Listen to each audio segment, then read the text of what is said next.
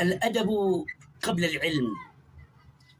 في كتاب ترتيب المدارك للقاضي عياض قال الإمام مالك: كانت أمي تعممني وتقول لي: اذهب إلى ربيعة فتعلم أدبه قبل علمه.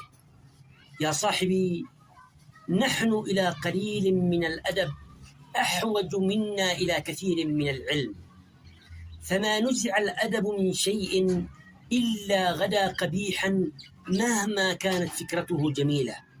العطاء بلا أدب يصبح إذلالا للناس، والمداخلة الحوارية بلا أدب تصبح وقاحة، والشهادة بلا أدب تصبح تفاخرا، والمنصب بلا أدب يصبح غرورا. حتى الوجه الجميل إن لم يزينه صاحبه بالأدب غدا في العيون قبيحا. فزين كل نعم الله بالأدب تزدان. سلام.